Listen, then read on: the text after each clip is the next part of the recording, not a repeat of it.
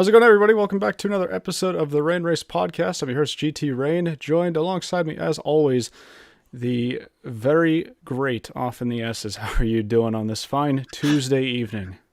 Well, I guess I could say that I'm doing very great on this Yes. fine Tuesday evening. How are you doing tonight? I'm doing great. You know, we're coming off the 12 hours of Sebring. We're coming off a pretty decent news week in the sports car racing world. Got a lot to talk about this episode, so looking forward to going over all of those things with you. The great thing, again, I say this every single episode, it's a live show, so we got a chat box on YouTube. If you want to ask us some questions, you want to yell at me about my opinions that might be coming later in this episode, you can use that as your opportunity to do so.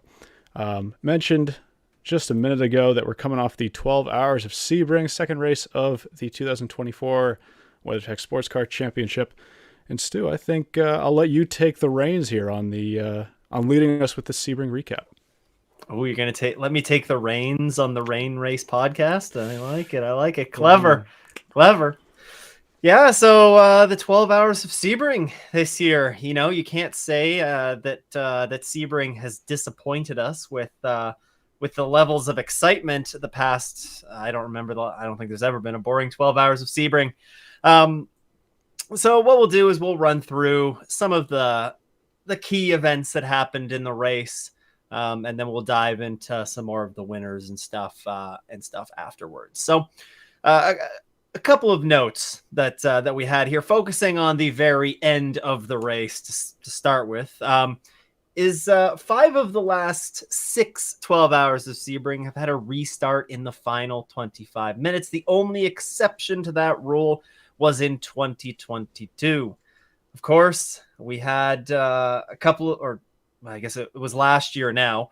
We had the iconic wreck. That didn't quite happen. I think that caused the last, I think that was the final yellow last year. There was a lot going on at the end of last year's race, much like there was at the end of this year's race. You know, we had some debris cautions there right at the end that really kind of, we thought, you know, you were hopeful maybe that we were going to get an hour run to the finish, and then we got a couple of yellows right there. But ultimately 12 full course yellows overall, which was the same as last year.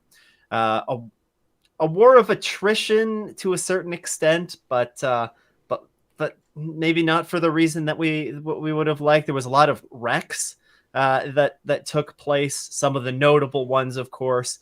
Everybody's seen the video. If you didn't watch the race live, you've seen the video of the number 31 Action Express Racing Cadillac, Pipo Derani, going hard into those tires, and a very scary crash there. Landed on, of course, the roof of that car. He walked away after getting some assistance to get out of the car from the AMR safety crew. Another big hit that we also saw that I feel like kind of got overshadowed a little bit with the incidents that happened later in the race. The Tower Motorsports number 8. I can't recall who was in the car at the time, but they had a pretty hard off as well into the barriers. Of course, that was my pick for LMP2.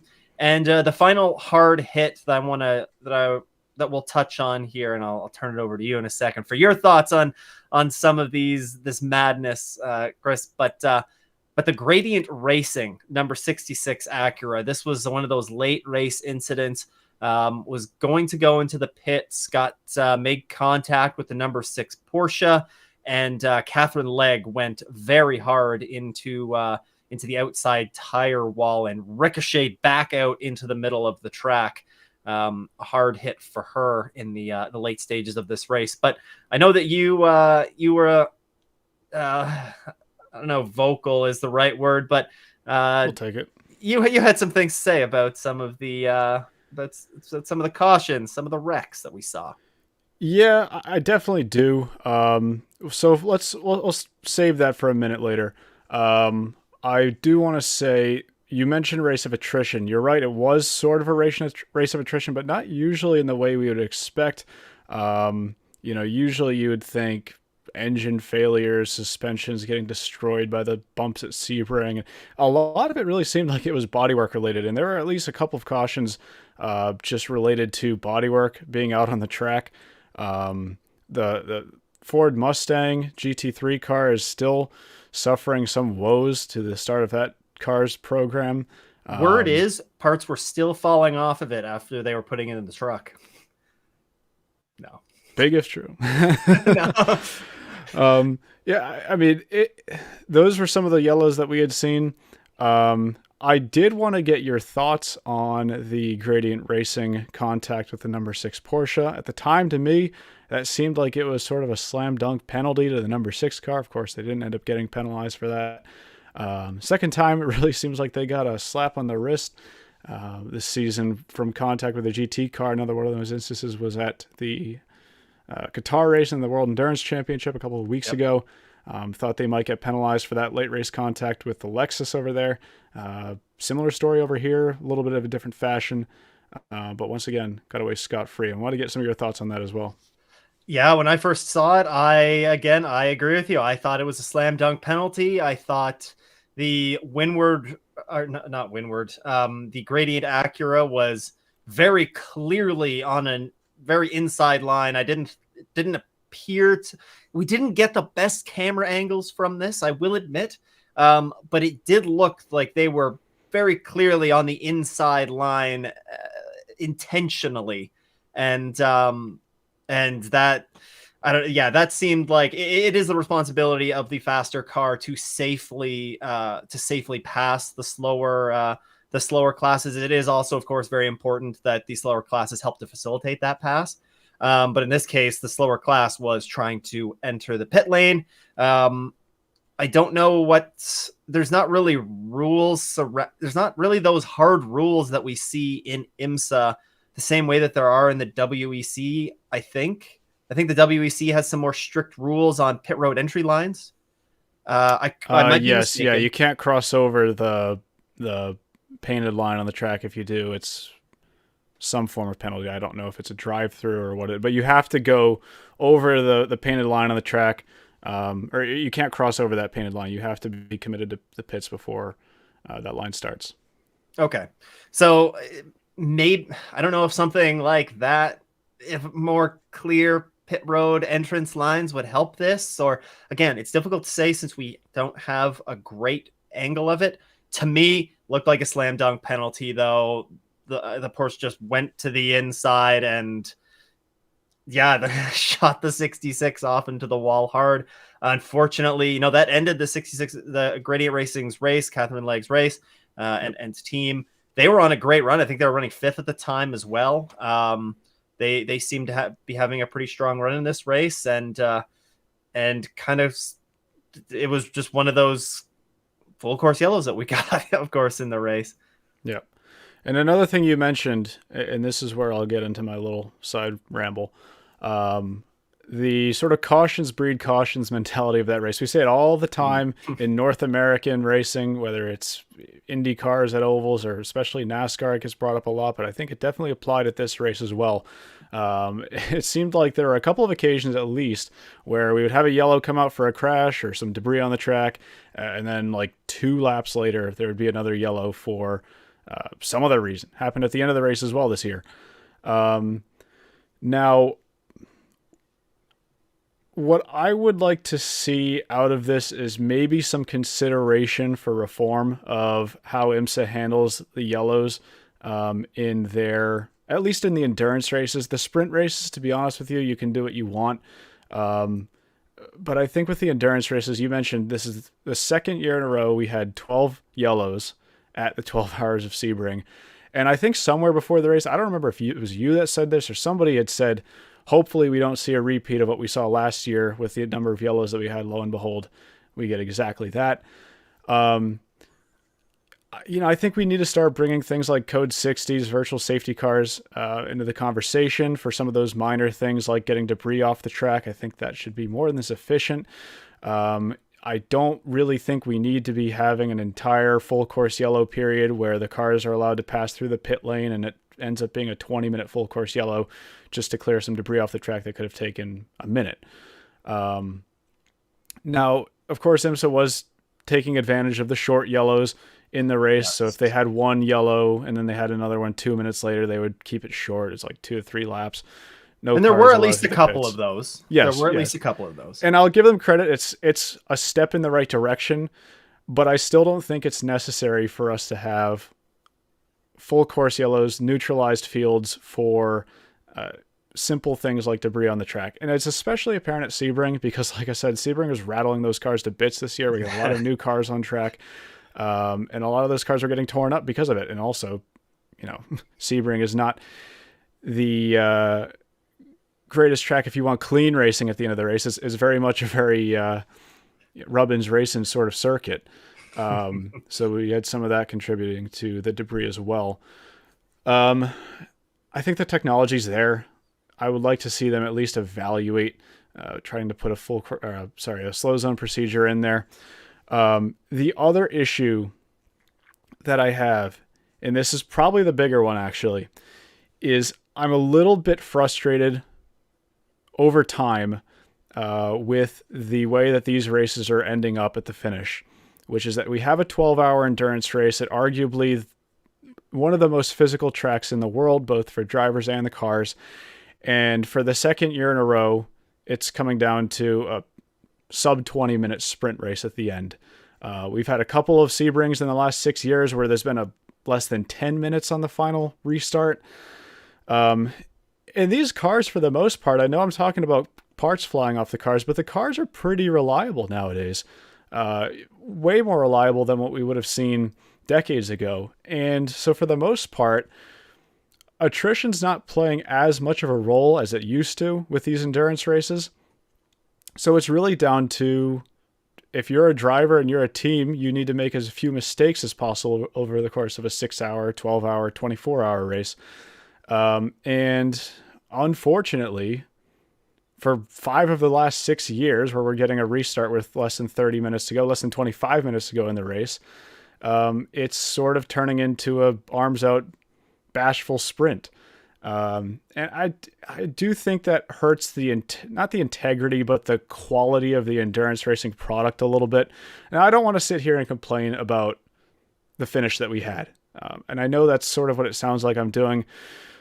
Everybody loves a good grandstand finish. And my heart was beating, I think it was up to like 120 beats per minute, watching Delatraz battling with Bourdais at the finish.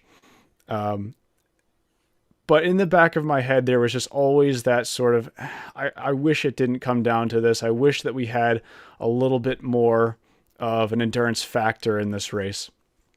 And I know I'm not the only one who's on that side of things, because we've had a couple of drivers complaining about the driving standards at the end of the race. We'll get into that a little bit later as well. I think that when we get those sprints at the end, it sort of promotes that Rubbins racing, bumping cars around mentality that, I don't know, like I said, maybe hurts the quality of the endurance race itself. How would I solve that personally? What I would say is, in the final hour of the race, only for endurance races, again, do what you want with the sprints, but for the endurance races, whether it's 6-hour, 12-hour, 24-hour, or Petit Le Mans 10-hour, for the final hour, I would not separate the cars by class under the safety car. I understand that some safety car periods are going to be inevitable. You're going to have, a big crash like we saw at Sebring. You're not going to solve that with a code 60. But I would like to see, for the final hour, let the cars have the traffic that they have to keep in mind.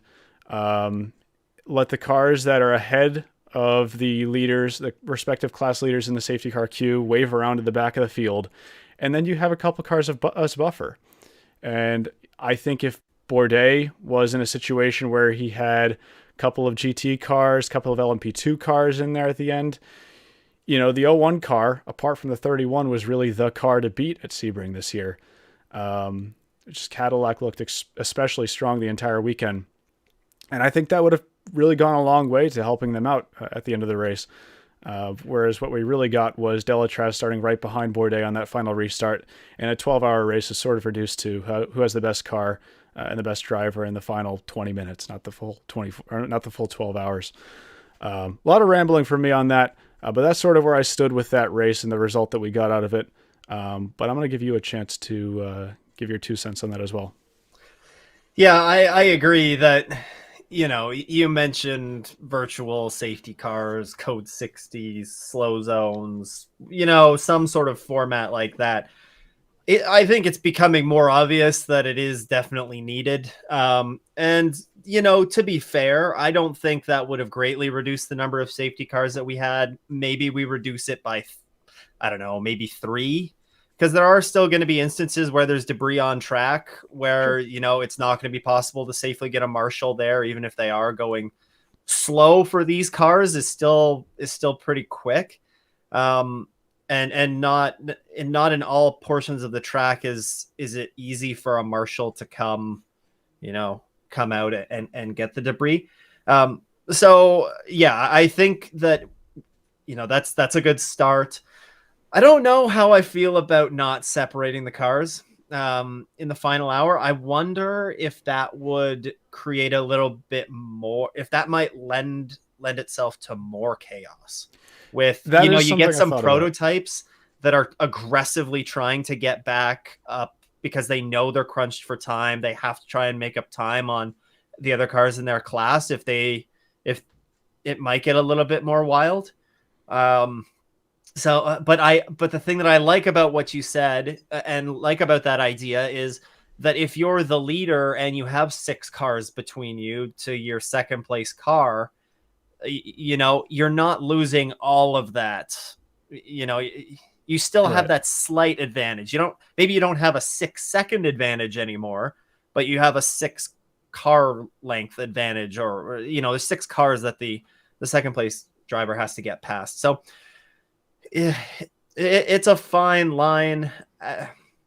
It's a difficult one because I think if we knew how to solve it and we knew how to keep, this is something that really is a little bit more unique for IMSA compared to the WEC. Is I think a lot of it is because of the tracks that are raced on in North America. But you don't want to completely kill certain aspects of it, like this bunch them all up and have them go at it again. But you're right, the number of times that's happening over the course of a race is a little bit much, and could be reduced. I guess, yeah, the ultimate question is how, and maybe it's a combination of things at the end of the day. But Yep. I mean, that's where I stand on it, and it's just my opinion. To be honest with you, in a perfect world, what I would like to see is a little bit of a hybrid of what we're seeing with the WeatherTech SportsCar Championship and the World Endurance Championship right now. I think that both of them go a little bit too far in their respective direction, where the WEC is yeah, way too, I guess, afraid to throw a safety car. Saw that very visibly at Qatar when there was a bunch of gravel laid down across the track, and for like 5 hours of the race, they just didn't touch it, never threw yep, any full course yellow to remove it. At Sebring, I think we're throwing full course yellows too often. So finding a yeah, small middle ground in between those two, I think would be the nice happy medium that I would really like to see. Um, but it's what you're shooting for. If IMSA's goal right now is to generate some more of these grandstand finish highlight clips for YouTube, then that's fine, and it's that's the direction they want to take. But as an endurance racing product, and that's why I've been pretty strict about saying I only care about this for the endurance races. yep, But as an endurance racing product, I think that the cars are reliable enough nowadays where I would like to see the overall performance of the team respected more than what we've seen in some races. And it's not just Sebring either. We've had championships become decided down to final sprints at the end of the race as well. We saw it last year with the contact between Pippo Durrani and the Acura of Wayne Taylor Racing. yep. So we'll see And, if this continues to happen, and there's continued instances where I guess the driver who deserved to win the race or the championship sort of got robbed out of that opportunity because of a late race yellow. Maybe I'll become more vocal about it. But 5 years out of 6 for Sebring, where we're coming down to a 25-minute sprint shootout. That's the main takeaway I took out of this race. yeah, no, you're right. And I think another big aspect of this too is maybe being, it's kind of a byproduct of the increased number of cars on the grid. Yes. If we're looking at this a handful of years ago, we don't have half the number of cars on the grid, but you could probably say that there are 20 fewer entries on the grid, like 58 to 38. Maybe that's still a little bit low, but a significant reduced number of cars that were running around. There's obviously going to be fewer yellows as a result of that. I think even going from last year to this year, you might hope that maybe getting rid of the LMP3s might help this a little bit. But you look at lots of the incidents that have happened this year, and it's pro driver incidents that are bringing out a lot of these yellows that are non-debris yellows. I don't know. It's going to be something to monitor because it will probably have to get addressed at some point. And another thing that I wanted to mention, and we'll talk about it more later, is just if driver standards are slipping, how can the officiating be modified to make it more of a penalty? I don't think this was in the WeatherTech race. I'm pretty sure this was in the Pilot Challenge race that I heard them talking about this. There was a car that got dumped. They got dumped. By the time, I think they cut a tire, by the time they had made it all the way back around to the pits, they had lost like 2 laps. And the penalty for the car, and they ended up having to retire from the race. The penalty for the car that caused the incident was like a drive-through penalty. And the penalty doesn't fit the crime, right? Drive-through penalty, you're getting that back. If you start to implement more strict, more harsh penalties, I wonder if you start to see the driving standards cleaned up a little bit. But I don't know. We can talk about driving standards more in a minute. Yeah, I think there's a bigger discussion we had there. You talk about if we have cars that are, if we have the classes mixed up at the end of the race when we go for a restart, maybe that's going to cause more havoc than it fixes. And, that's a concern that I had. I think that you definitely have a good point with that. But that sort of ties into the larger picture. Are we penalizing drivers enough for knocking other cars off the track? Are we being strict enough with the rule set there? Maybe there's some work to be done there as well. I am really glad that you brought up how many cars we had at the race. We had 57 cars, 20 more than what we're seeing in a WEC race. And you're right. We're not hitting record numbers of cars that we've seen at Sebring, but there are a lot more cars on a track that's not getting any larger. And it's definitely at least one of the contributing factors to why we're seeing as many yellows as we have. But again, I think there's still a little bit of improvement to be seen there. A couple of ways we could improve that. So ball's in IMSA's park right now. I'll see what they want to do with it. Maybe they choose to do nothing, and we'll see if I have to make this same rant again after Petit Le Mans or Watkins Glen or Indy. Definitely. But before we move on from some of this to other things, the number 30, when the number 31 crashed, and that was a huge accident, and I don't really want to talk about who's to blame there. I think it was a driving incident or a racing incident personally. The thing that concerned me the most was how the tires reacted. You mean like the tire wall? Yeah, how it exploded. Yeah. The first thing that came to mind is if a car hits it, I know that car people it was a fairly fast portion of the track, but I don't think there should be an instance where we see tire walls explode like that. It's actually, oh, go ahead. Finish your sentence. No, I was just going to say, I don't know what,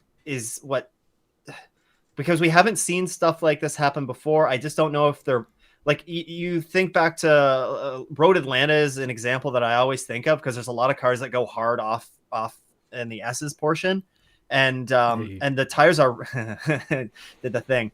And the tires are bundled really well together, and you see a car, they virtually, in some instances, they go under that first row of tires that's 20 to 50 feet ahead of the final row of tires. They almost go under it, and the whole tire bundle stays together. I don't know. It was just a little bit concerning to see the tire wall kind of explode like that, and especially with the tires going towards the fans. And we're lucky that there was no photographers that were right there either. Yeah. Yeah, great point with that. It is concerning. It's great that it didn't cause any incident this year. Um, sort of, some people are making the connection to Alan McNish's 2011 Le Mans crash where debris got thrown over there. Luckily, everything missed the photographers in that instance as well. Yeah. Brian Till and Calvin Fish over at on the Motorsports on NBC YouTube channel, they did a nice little Sebring debrief. I think it was uploaded today as well, where they discussed that same incident, not really a car flipping over, but a car hitting that same tire wall happened in last year's Pilot Challenge race. Same exact thing. Tires went flying in that case as well. So sort of a repeat offense with the tires in that corner. And I'm not a track designer by any means, or nor do I have a PhD in physics. So I'm not going to propose my solution on how to fix that. But something they're going to have to probably investigate, because it's a scary situation whenever you have tires moving that close to a fan area. In fact, I think I saw a picture where some of the tires actually made it into the fan, like the zone some of the fans can actually walk up to. In that case, we're count our blessings that nothing bad really happened there. Exactly. All right. I think we move on to a little bit of, more race weekend news. And I guess we're kind of stepping a bit backwards from race to qualifying, some qualifying notes. Some interesting stuff from qualifying tech. There were a number of cars that failed tech.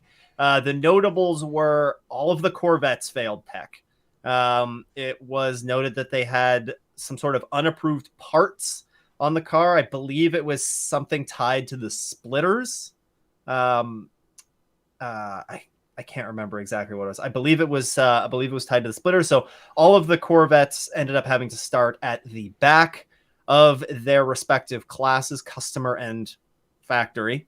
And then also there was the Windward Racing Mercedes. They were notable because they set the fastest lap in the GTD class, but they were found with an illegal sensor on the car, and they had to go to the back of their respective class.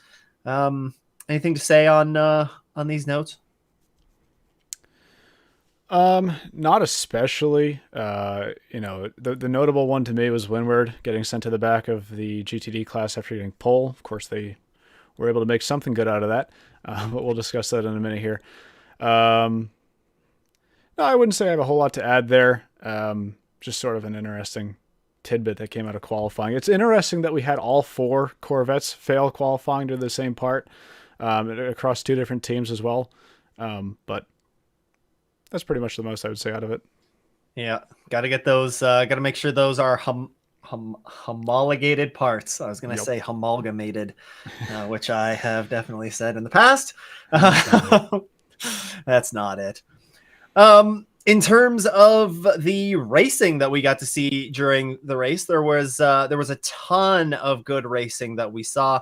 The GTD, the regular GTD class. I mean, was there a car in that, or at least a manufacturer in that class that didn't see some time, up in the top three over the course of the race? I really don't think there was. I can't think of one off the top of my head that wasn't strong at some point. You mentioned it was the Mercedes Windward Racing. They made something very good out of their race. They charged from the back of that class. They really looked to be the class of the class all weekend long. And ultimately it was Russell Ward, Philippe Ellis, and Indy Donchi. I think I'm pronouncing that right. Yep. That take home the win, and with that, the 36 Hours of Florida win as well. Any thoughts? No trophy for that, though, huh? No trophy for that. I mean, for the 36 Hours of Florida. I guess bragging rights is pretty good, and having a nice, healthy points lead is trophy enough. Yeah, well, I mean, what a better way to start the season than that? And of course, they weren't the only repeat winner to kick off the start of the season. We'll get to that in just a second here. Talking about GT, continuing with the GT classes. Your pick, by the way, the 14 Vassar Sullivan Lexus, Jack Hawksworth, Ben Barnicoat, and Kyle Kirkwood. After we made those picks practice before any cars hit the track for that week. So really had no data to go off of, but very early on in the weekend, I was like, oh, I should have picked Lexus there. I to be honest, I was going to pick them in GTD because there was just something tugging at me saying Corvette would win in GTD Pro, but I was like, I should have picked the 12 Lexus for GTD. They're so quick here this weekend. Ended up being the right car to choose. And a nice rebound from Daytona as well, where they had that unfortunate fire in the final stages of the race. And it wasn't without controversy for the 14 either. They picked up a penalty for running over a crew member. It wasn't quite running over, but definitely was a bit of a scary moment. You're kind of holding your breath when you saw that unfolding. There was a lot of penalties that were handed out as a result of pit road, not necessarily incidents, shenanigans, perhaps we could call it, that went on in this race. But yeah, Vassar Sullivan, they whenever they got kicked, they just bounced right back and kicked back, as we'll talk about in a few minutes. Moving up one more class, of course, into the prototype classes. It's hard to not say enough good things about the LMP2 class the last, I would say, couple of years. We've seen some great racing. This race was no different. There were, again, it was a class where so many of these cars had time near the front, even the Sean Creech Ligier, which ended up finishing fourth in the race. They ended up having a great run.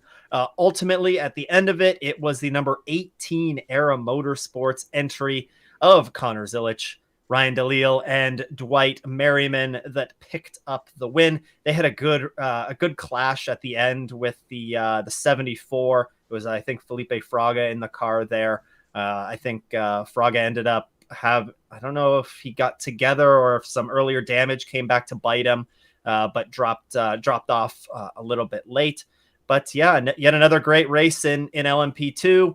Connor Zilic, I guess he's not undefeated because he didn't win the MX5 Cup races, but he has an undefeated IMSA WeatherTech record since he's been on the show with us. So I think we can take credit for his success, right? Well, yeah, and an undefeated WeatherTech record in general. I texted him after the race, actually, and I said, you know what, you keep losing these MX5 Cup races by like photo finishes, and you'll just keep winning in WeatherTech. And he said it sounds like a deal. So that's the road that Connor Zilic is on right now. And another great performance from that team. Like you said, it wasn't without fault for that car.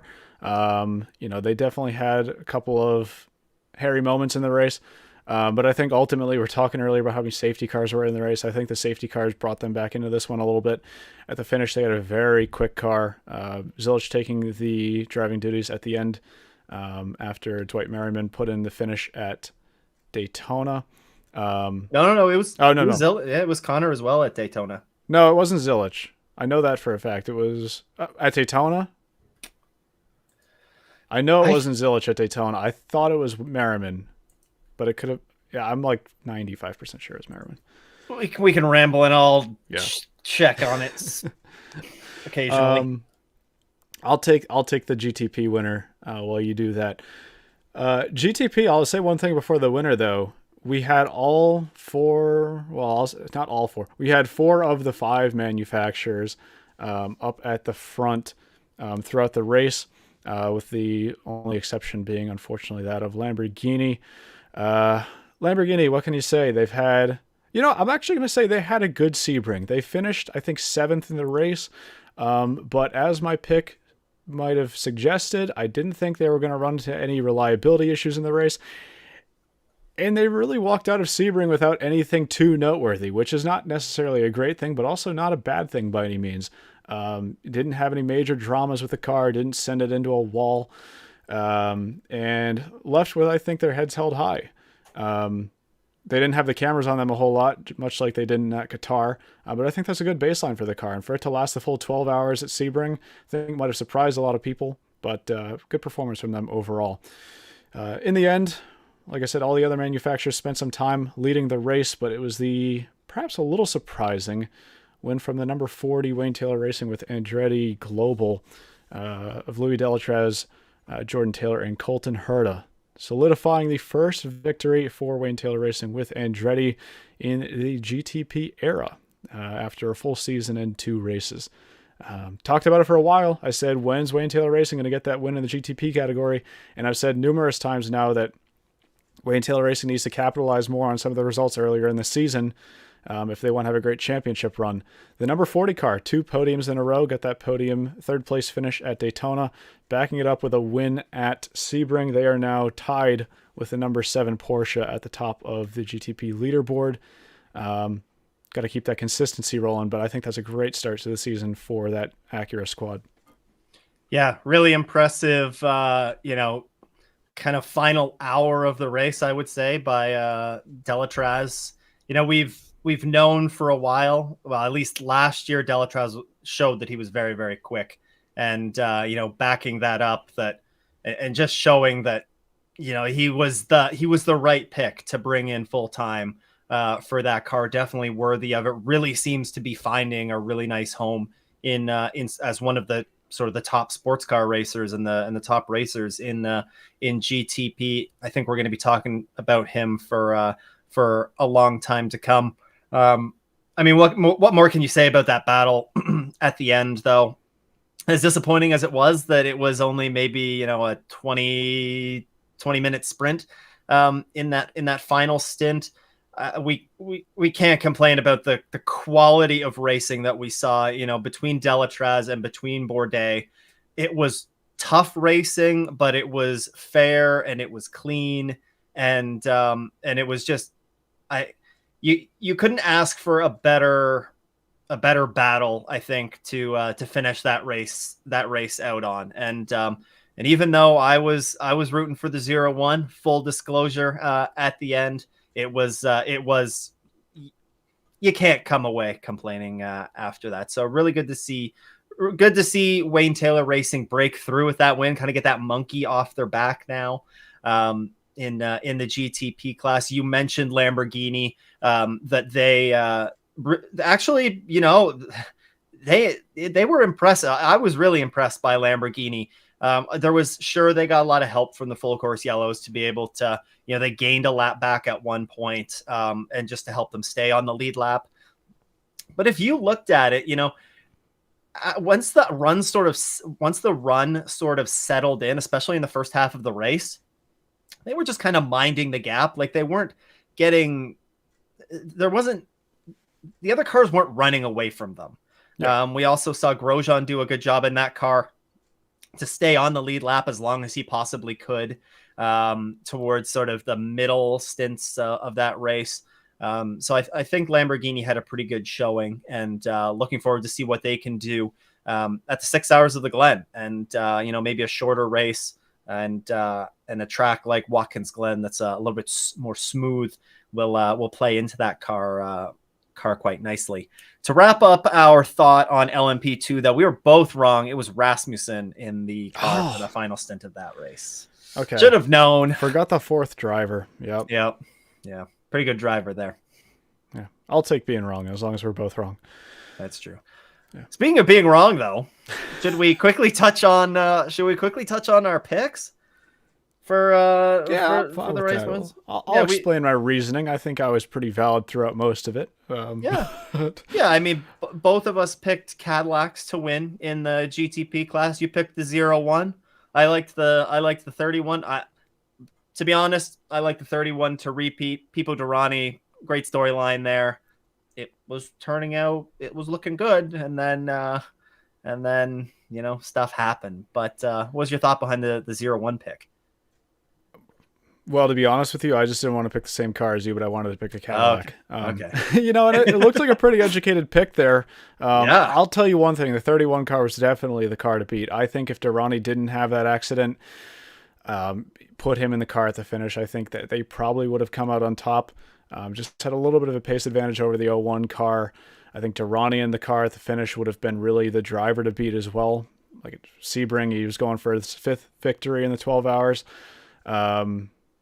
So I think that was a missed opportunity from them.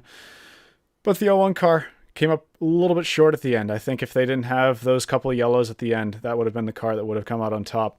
In the LMP2 class, I picked TDS Racing. They were a strong runner throughout the race.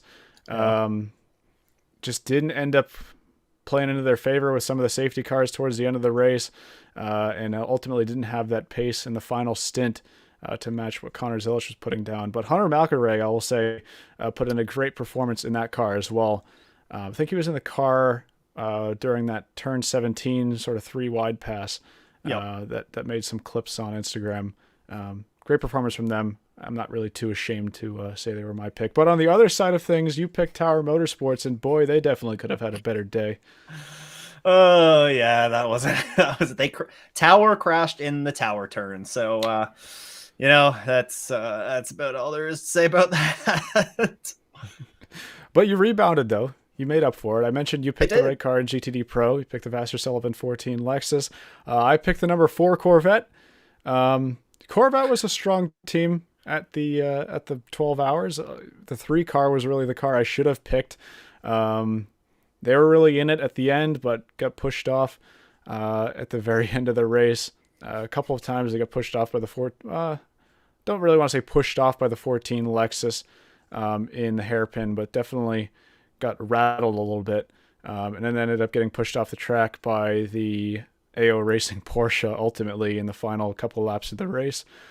In GTD, I picked the Heart of Racing Aston. Looked like after we got some practice and qualifying times on the board that might have been the wrong pick, but they enjoyed some time towards the front of the class. I think they were in the top 4 a little bit. Don't know if they made their way onto or into the top 3. I will say with about an hour left in the race, they finished 4th. Okay.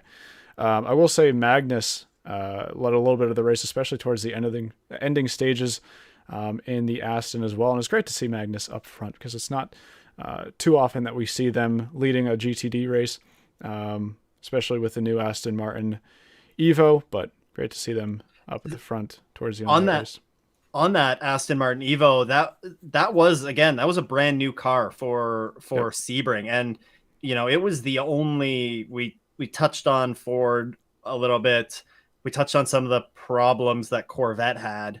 They had another car that went like 2 laps. The AWA 17 officially did 2 laps in the race. So more problems there for Corvette. Aston Martin was really the only new car in the GT classes that didn't have issues. And I'll just touch on, I guess, my final pick here in GTD, the Inception Racing McLaren.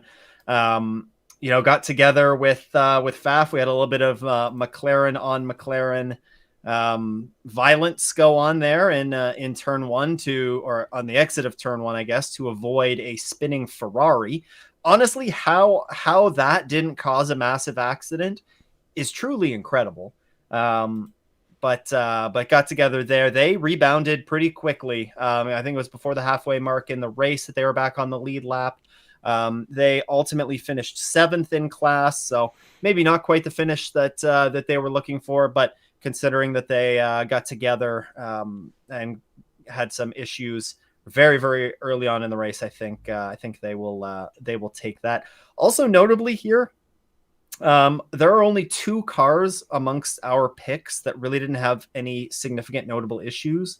The 01, your GTP pick, and then also the number 27, your GTD pick.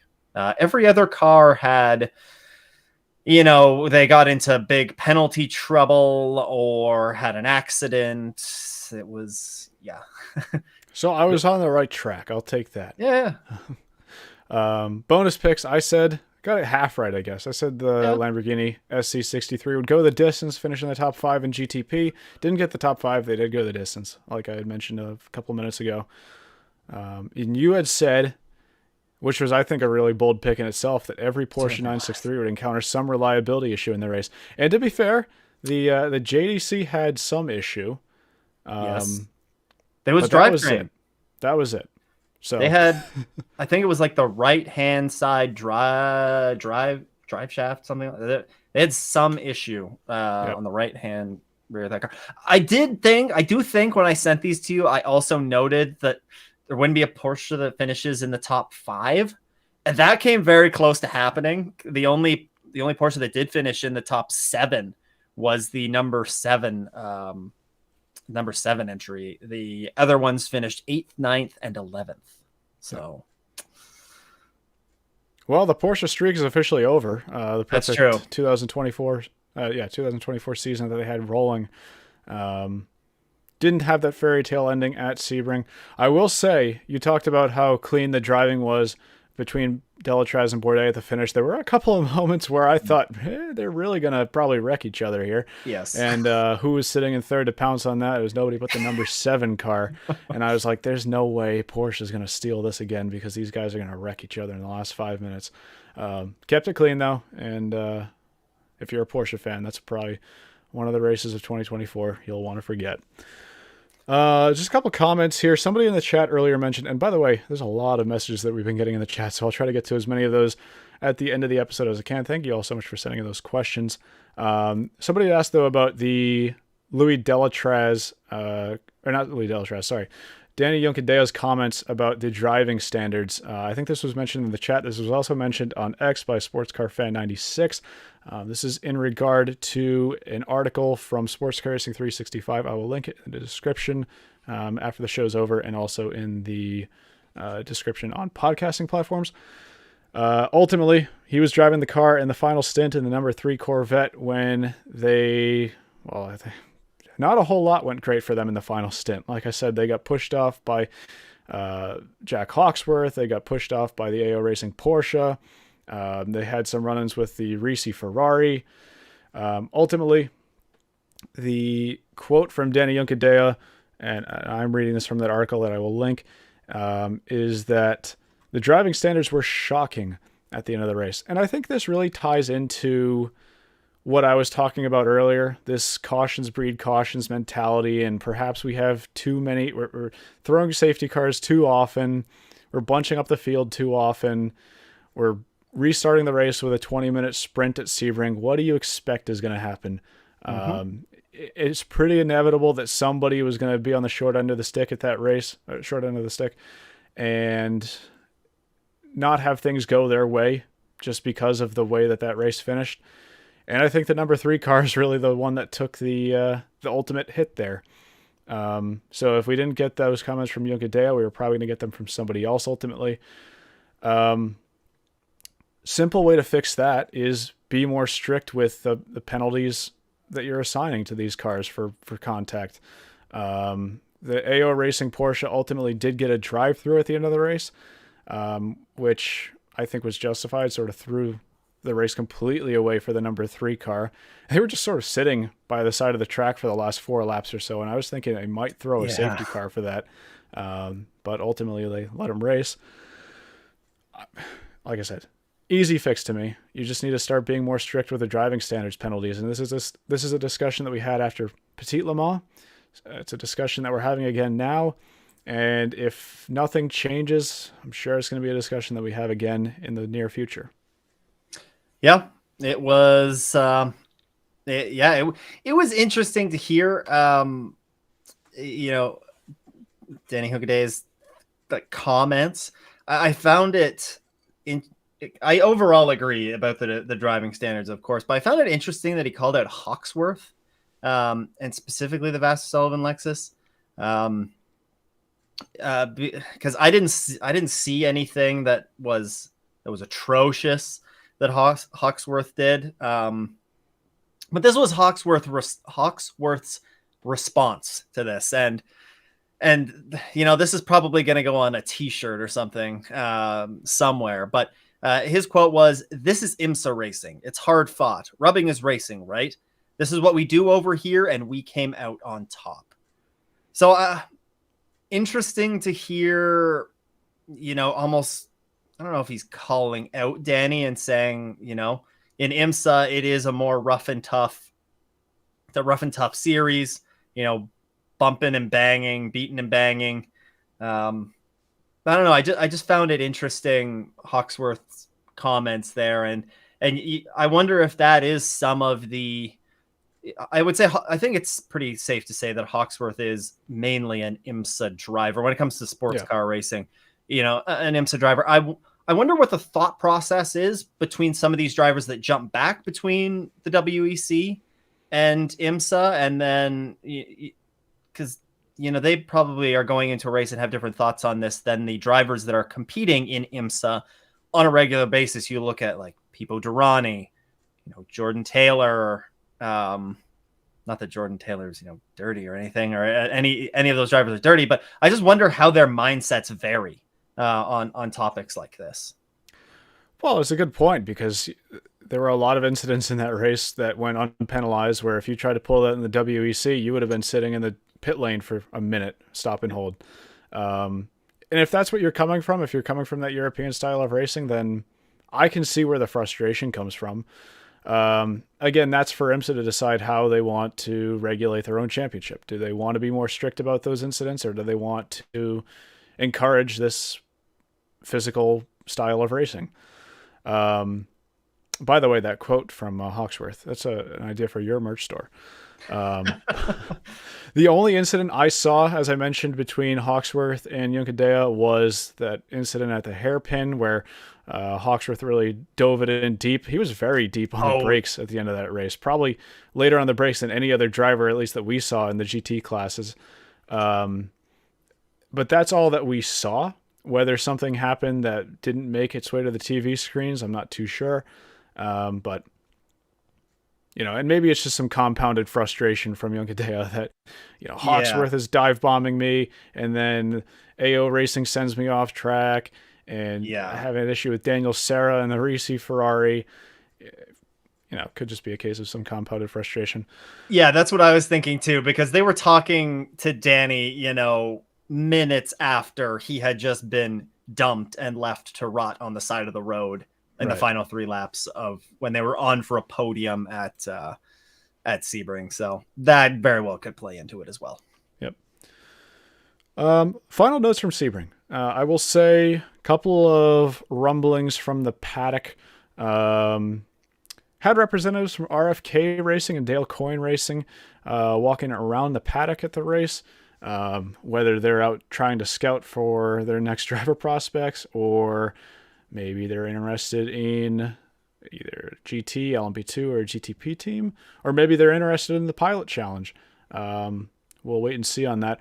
Brad Keselowski did have a notable repost on X where he said that he would be interested in starting a GTP team or something along those lines, reposting a video of the Lamborghini GTP car.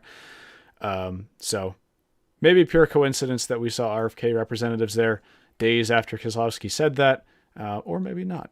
And then also there was one Road to Indy team present in the paddock as well. Again, could be something small like scouting for drivers. Maybe they're interested in something like an LMP2 program as well. Wait and see on that. Yeah, Brad Keselowski definitely throwing another couch into that fiery rumor mill about potential manufacture. Well, he didn't say anything explicitly, but he's pushing for an IMSA team is interesting. That's all I'll say. Well, we're talking about IMSA teams. Let's talk about teams that will not be on the IMSA grid next year. Well, we don't know that for sure. We Well, don't know that they're for sure not going to be on the IMSA grid. I'll put my money down and say they won't be on the IMSA grid next year. Okay, But I'll tell you one thing. They won't be on the against grid with Cadillac Racing. That one was planned out again. Audio listeners, it's a Cadillac Racing shirt.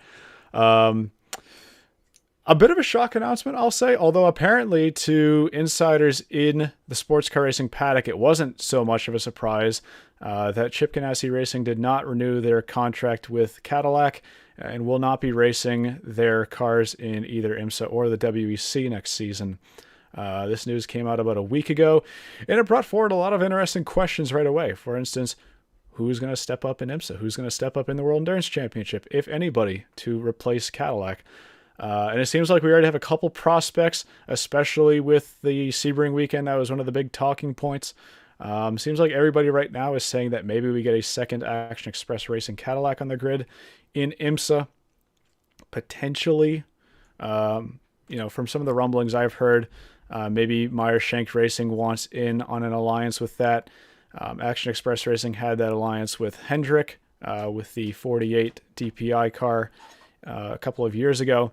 Maybe we see something similar from the likes of Meyer Shank. Shank already has a little bit of a tie in there with Tom Blomqvist, driving in both the 31 car for the endurance races and also in the IndyCar Championship for Meyer Shank. I have heard that the discussions between Meyer Shank Racing and Alpine that were rumored have stalled out a little bit. We might not be seeing that partnership happen anymore, which would lead me to believe that if Meyer Shank Racing wanted back into IMSA, this might be the opportunity that they're looking for. For the World Endurance Championship, we have, I guess, a couple of parties interested. My first eyes go to TF Sport. Of course, they're running the two-car Corvette racing program in the WEC right now. Maybe we see them step up with one car. We see another team step up with another Cadillac in that championship as well.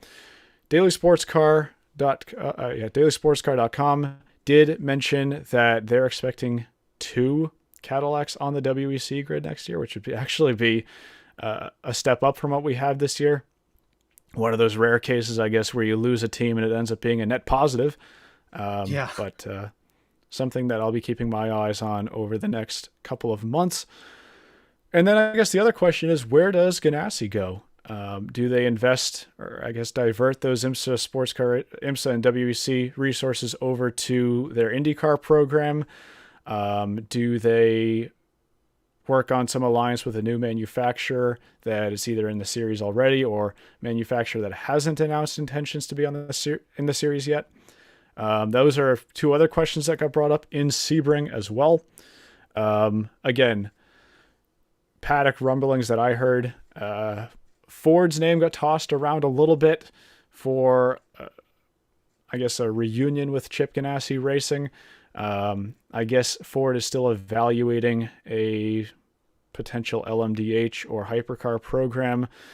Nothing formal yet, though, so just something to keep in mind if Ganassi wants to switch their ways to another manufacturer on the sports car racing front.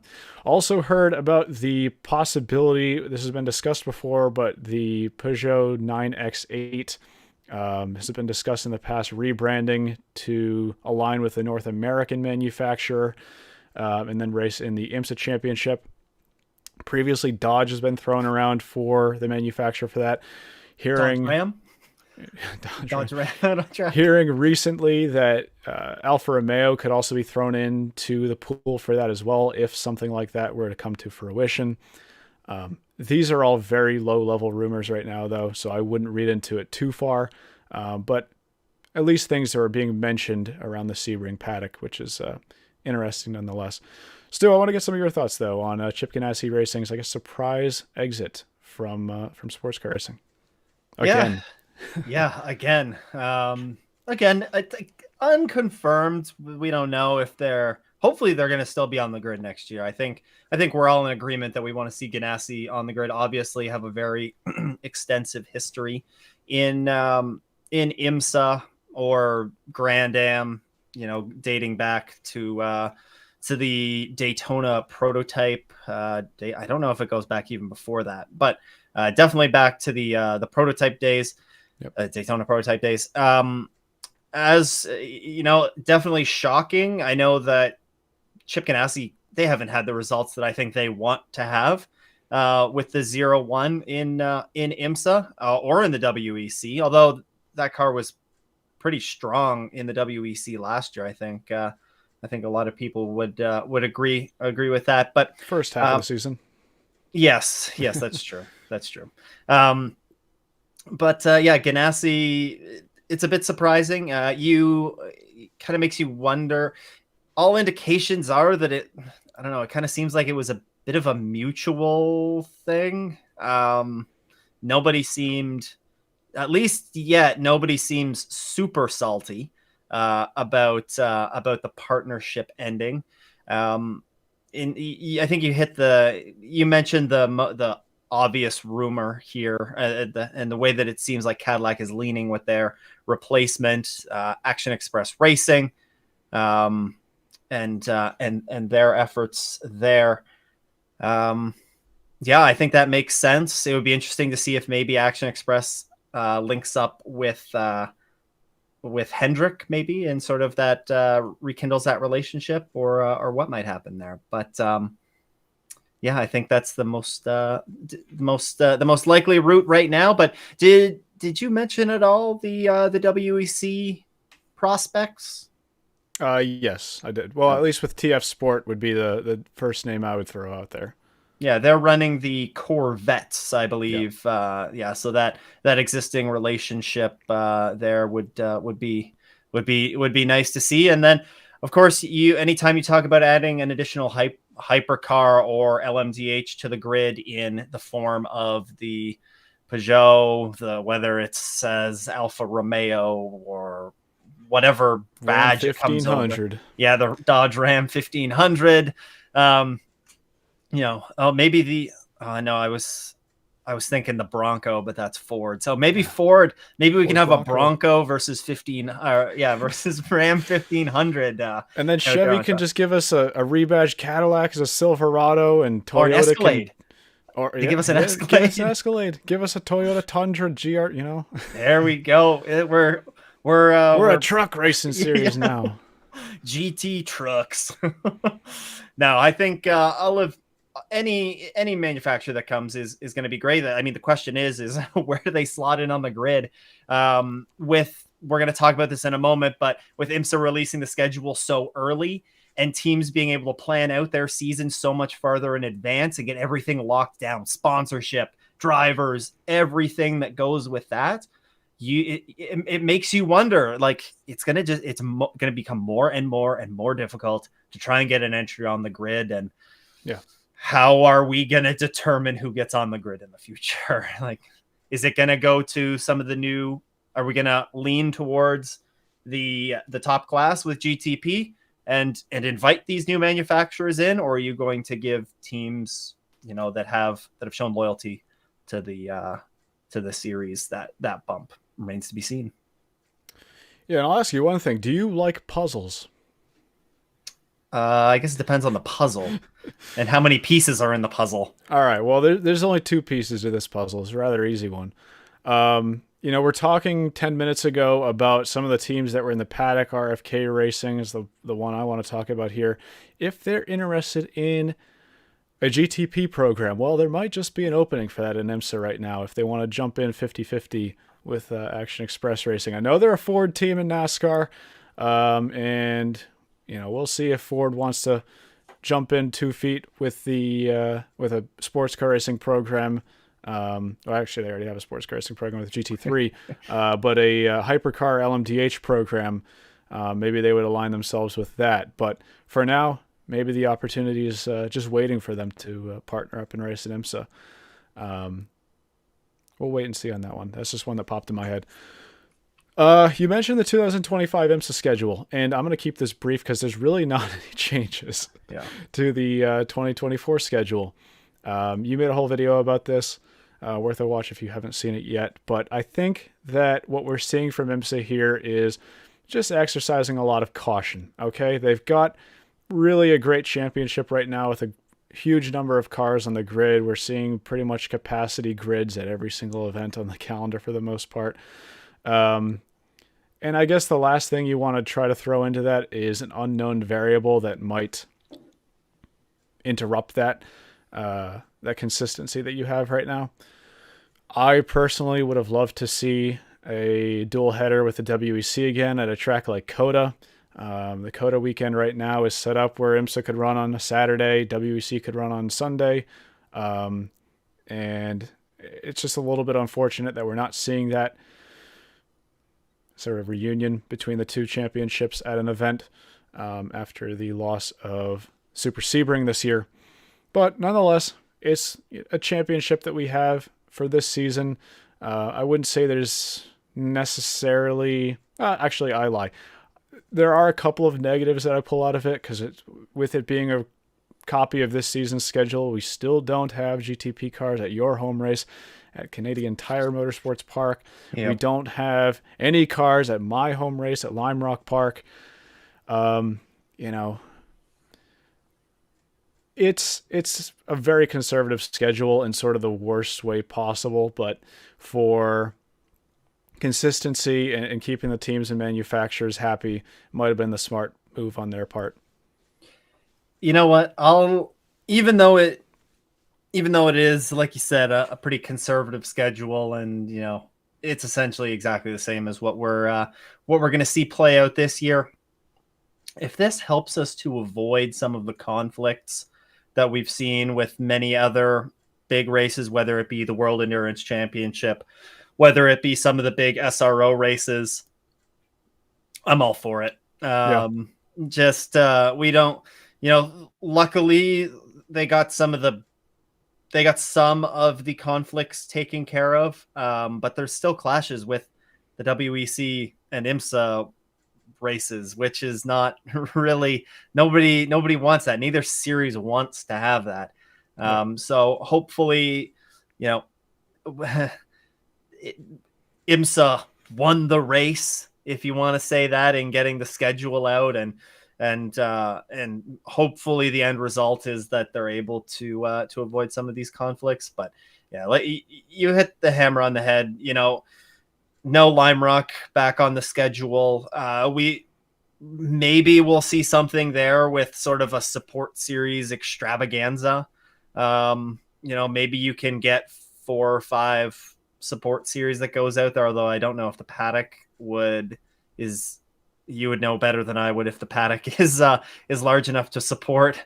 The support series, definitely not small grids either. We saw record class sizes among lots of the sports series this weekend. So I don't know if that would be possible looking at next year, but no Lime Rock, no GTP at CTMP. And those are two sort of L's, not ideal, thumbs downs on the schedule.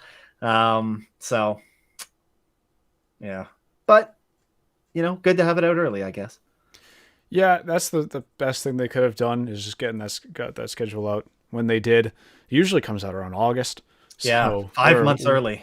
And I think that schedule drop came as a surprise to everybody. I knew that something was going to be announced on, what was that, Friday morning when they announced that. But schedule announcement was sort of the last thing on my mind. I thought something along the lines of like a series partnership announcement or something like that. But no, nothing we got on that front. I will say, since we forgot to mention it, the IMSA tried out a new thing this weekend by streaming the race on YouTube for the first time, 12 Hours of Sebring. And I will say, really smart thing on their behalf, I think. This is something that if you're going to stream the race for free anyways, I think YouTube's a great platform to do it. IMSA TV has been no stranger to having some issues in the past, especially at the Rolex 24, with just too much traffic on the site and it bringing the stream down and people can't watch, and it causes a lot of frustration. Throw it on a reliable platform like YouTube. The most I saw was like 22,000 current viewers on the stream on Saturday. Might have peaked a little bit higher than that. And that's all without being available in the United States, unless you have a VPN. So what? So for most people, I think that that's a great way to watch the series. And if nothing else, it's getting you and it's bringing you straight to the IMSA YouTube channel. And they're putting out some great content there as well. You can catch yourself up on some Win the Weekend episodes while you're there. Just started out a new season of that as well. I just think that's the place to be if you're going to be doing this for free. Now, they haven't announced yet if that's going to be a sort of the new normal for them, if that's something they plan on doing for the remainder of the season. They sort of described it as a trial or just an experimental run, but hopefully, my fingers are crossed that they stick down that route for the remaining races on the calendar. And while you're at it, throw qualifying on there as well. Throw the Pilot Challenge race. They did actually put the Super Trofeo race on there as well. On the second one on Friday was on there. So yeah, as a legitimate international viewer, I can say that that I thoroughly enjoyed being able to watch on YouTube. And as someone that doesn't use an ad blocker, I think it pushed me to want to get YouTube Premium. So Yeah. How are they doing with the mid-roll ads on that? Were they scattering the mid-roll ads throughout? I don't think, I think they just let YouTube do its thing, and Okay. YouTube bombarded me with ads in the final couple minutes. I think it was as soon as Delatraz was crossing the Oh, I was line, gonna say it that's pops up an ad. I'm like, you well. Then kidding maybe me? that's something you work on, IMSA. Maybe you manually place the ads. Full I don't course know. yellow ads. Yeah. Not when Delatraz is passing Bourdais for the Yeah, first win. that's true. Yeah. Yeah, that's Um, true. yeah. As somebody in the United States, I quite enjoyed my trek to the Canadian border over some of the Yes. NBC commercial breaks. Yeah, your computer had a Um, nice trip. it did, yeah. I just walked there. It's not that far away. Yeah, that's true. Um, so I wanted to get to some of the comments and questions that we had in the chat from this episode. Like I said, there was a lot of them, so I'm going to try my best to get to as many of those as possible. Um, Got a comment earlier on saying, "Hey, it's Tyler from the Wayne Taylor Racing Andretti number 45. I thought the race was pretty fun and really, really hot." Yes, it was a very hot Sebring, and that's one of the things that I don't miss from my couple of times going there in person is the heat and humidity that comes out of a race that is that close to the Everglades. But yeah, a great run for the sister car in that program. And we actually spoke to one of your drivers, Danny Formal, before the Rolex 24. So appreciate you tuning in. Yeah, Two. I met Tyler at the Rolex. Certified good guy. Okay, Certified there you good go. guy. On your word, I'll take it. Um, let's be fair. The LMP2 cars are the new LMP3 with all the yellows and spins. And that's something that people were a little bit afraid of at the beginning of the season is, okay, wait a minute. We have a lot of drivers in the LMP3 class that let's just say are not as experienced. And we're going to put them into cars with more downforce and more power. And we're going to see how that works out. And, you're right that we're seeing some of those incidents just sort of migrate to the LMP2 class. But I don't think LMP2 has become the full-blown sort of meme yet that LMP3 had the honor of taking. Yeah, I think it was concerning at the Rolex the way that at times that class was appearing out there. But Sebring, we saw two cars in the LMP2 field not finish. It was the 88, the Richard Mille, that car, which was that caused one of the full course yellows. I think Lila Wadu was in the car, Yep. and I don't know what the heck happened. It's the way that she got out. It seemed like the car was on fire. But we never really got clarification on what happened there. And then there was, of course, my pick for LMP2 win, Tower Motorsports. They retired. We also saw not Rexy, Spike have a hard off into the wall. But overall, I think I will say that I think LMP2 did a pretty good job of behaving themselves in this one. Certainly better than the Rolex, I thought. But yeah. We were talking earlier about the tire barriers at Sebring and sort of getting thrown over the fence when Pipo Derani had his accident. Gam Wolfers in the chat said, should they replace the tire wall in the section and any high-speed corners with a safer barrier or a Tech Pro? Depends how much money Sebring has. Sebring is a NASCAR-owned track, though, so they should have the backing behind that. I think Tech Pro barriers would probably make a little bit more sense there, and they definitely wouldn't get thrown about as much as we saw there. But as you mentioned, we do see some tire walls at Petit Le Mans as well, and they don't go thrown around. They're not thrown around. They don't explode like we saw at Sebring. So maybe there's something they can modify there and keep it on the cheaper side without sending more tires into the fan areas. Safer barrier, I don't think is really necessary at Sebring, apart from maybe turn 17. You could possibly make an argument for it. Yeah. But for the most part, I mean, only safer barriers I've seen in sports car racing, I guess dedicated sports car racing tracks, were Daytona, obviously. And Le Mans actually has some now as well in the Porsche curves. Yeah. Sorry, go ahead. No, you can go ahead. I'm just reading through the chat. Oh, I was going to say about turn 17. That might be a good spot at Sebring for it, because you saw how Catherine Legg, her car, when she went into the tires, she bounced right back out into the middle of the track, which is, that could be a very scary moment. You already have a compromised car that gets thrown back out right onto essentially the racing line. We saw, actually, in that moment, we saw a sympathy spin from an LMP2 avoiding that. So, but that could be a good spot for safer barriers. Right. Yep. Yeah. Spalding Media Network. Hey guys, good to see you. Good to see you as well. How about Era? In all the pressers, the addition of Zilich has really united that team. Just a different vibe. How different will Era be once they hit the non-endurance races? They're starting off the season on the right foot. They had a great driver lineup. They seem like they have a very confident driver lineup, like you mentioned with Zilich right there.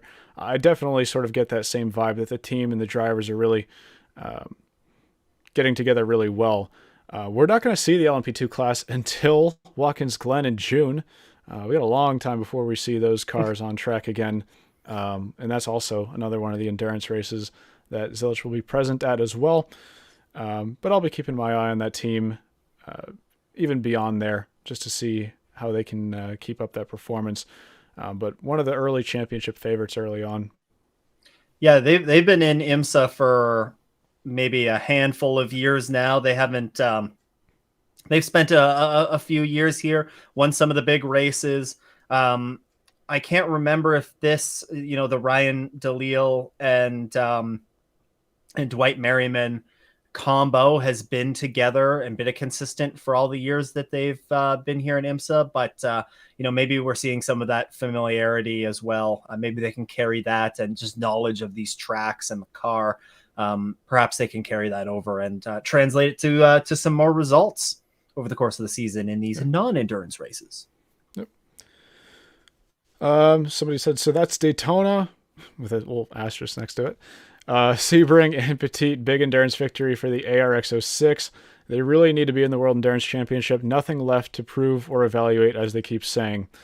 That's just always one of the big we'll wait and see things, is will Honda Global give the green light to bring that car over to Le Mans? I think Andretti would definitely be interested in it.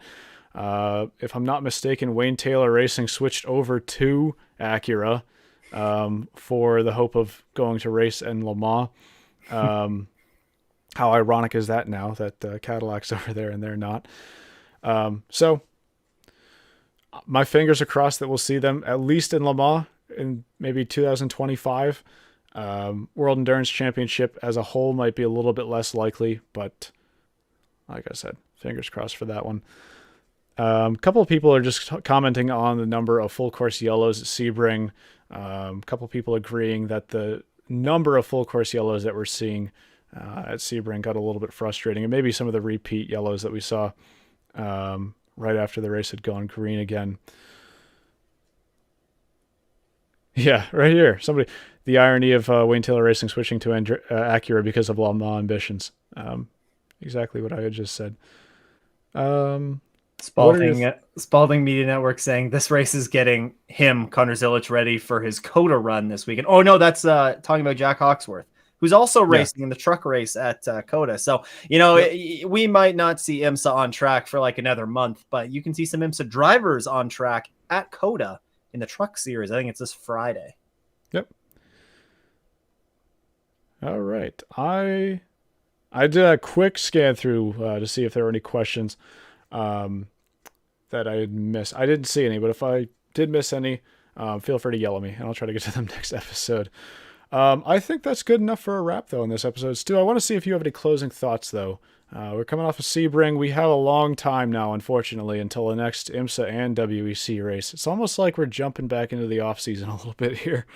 But maybe we'll get some exciting news stories between now and then. Yeah, maybe we will. Maybe we'll get some more clarity on the direction that the Cadillac's going to be leaning. I think overall, though, you look back at Sebring and, I don't think anybody's going to be. I think that final stint, I said it before, even though it was short, I think it did produce some incredible racing. We saw a great sprint to the finish with Bourdais and Delatraz. It seems like the Cadillac, they've been strong in both of the IMSA races so far this year. Can they keep that going at Long Beach where they didn't really show up at all last year? The 31 had weird strategy, and then of course the 01 had that spin heading in on the first lap into turn one. So can Cadillac bounce back from some of their, poor results at Long Beach last year and carry forward this early season momentum this year? Again, Porsche is probably going to be strong. Actually, one of the things that we didn't talk about at Sebring, and I just want to touch on quickly, was BMW.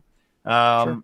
I think BMW, from my point of view, I thought that they took a nice step forward in this race. They found themselves at the front. Maybe, I don't know if they really led for a significant amount of time or at all, but They did lead. Okay. They certainly were much more competitive. Yeah. They ended up finishing 4th and 6th. But they definitely had some quite strong runs over the course of the race. And I think that bodes well for them looking ahead to the rest of the season. Yeah, well, I was talking earlier in the episode about Wayne Taylor Racing and Andretti finally getting that first victory under their belt for the GTP era. BMW, I have to imagine they're not far away from getting their first win without technicality in the GTP class. They have that win at Watkins Glen last year because of the Porsche penalty. But, you have to imagine that they're pretty close nowadays. They were strong at Long Beach last year. Yeah. We'll have to see what they're going to be like at Long Beach in a couple of weeks. Alex Achilles in the chat said, predictions for Long Beach. I'm excited because I'll be there. Well, first of all, should really enjoy that event. You get, not only do you get IMSA, if you're there for the whole weekend at least, you get IMSA, IndyCar, Formula Drift, jumping trucks. I'm forgetting, like, historic cars go out and do some demo runs there as well. Yep. So really hope you enjoy that weekend, especially if it's your first sports car race. But if it's not, you still should have a great time there with the sheer talent and diversity that we have on the IMSA grid this season. Completely dodged your question there. I will be putting out some Sebring prediction posts as we get closer to the race. I would like to try to keep doing the prediction posts so we can see how wrong Stu and I are going to be throughout the season. So keep your eyes peeled. Yeah, see what we jinx. Keep your eyes peeled for that. Throughout the season, we'll be keeping tabs on IMSA and the WEC predictions as we get closer to the races themselves. So I think that's enough of an episode. We're coming up to the trademarked hour and a half point of the episode. And I think that's good enough to call this one a wrap. Thank you all so much for tuning in to this episode of the Rain Race Podcast. Hope to see you in 2 weeks. Hopefully we'll have a lot of news to discuss then, because like I said, no races in the near pipeline. We got to wait a little bit over a month or so for that. Thanks again for tuning in. Hope you have a great night whenever you're listening to this. Take care.